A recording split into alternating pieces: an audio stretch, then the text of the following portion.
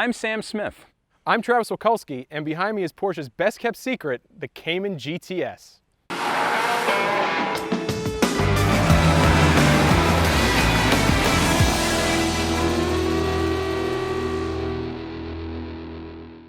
So this is a Cayman, Porsche 718, a 4-cylinder, twin-turbo, rear-wheel drive, mid-engine, with all of the options that you want, none of the ones that you don't, and a little more power than a Cayman S.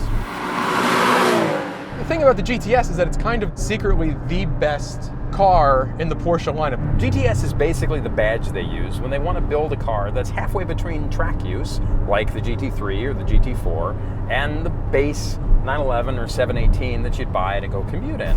And what that means is that in the end, it's a little more balanced and a little more comfortable on the road than a GT3 or a GT4, and a little more aggressive than the base car. It ends up being kind of a real happy medium between the two. The secret is that most people don't think of this when they go and buy a Porsche. Whenever you buy a fast car, you want the fastest one you can afford, the most aggressive, the craziest.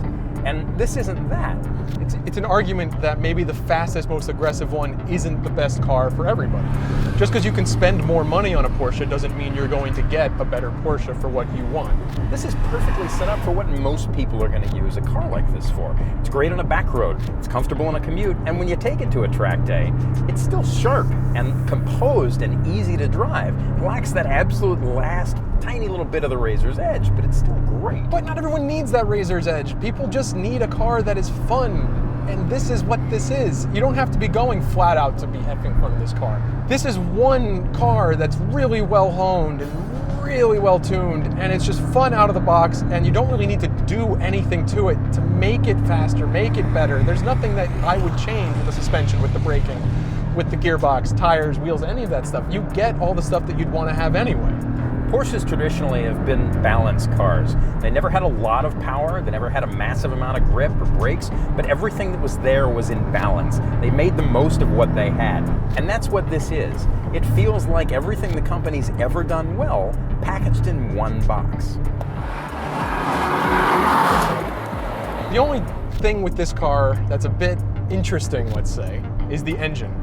It's a 2.5-liter flat 4, and these cars used to have 3.4-liter flat 6s. They'd howl all the way up to redline. They'd make power all the time, and it was something that was, a naturally aspirated engine is super satisfying to use.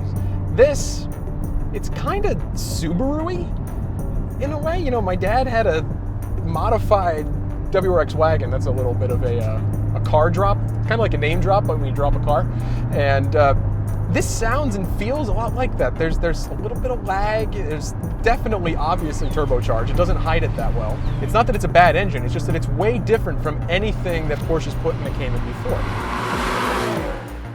Porsche engines have always been top heavy. They made all their power at the top of the tack, and they're really satisfying to rev out. This isn't that. It's a little bit laggy.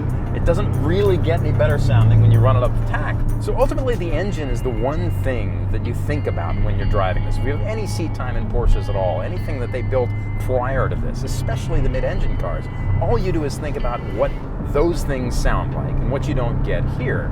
The genius is the chassis.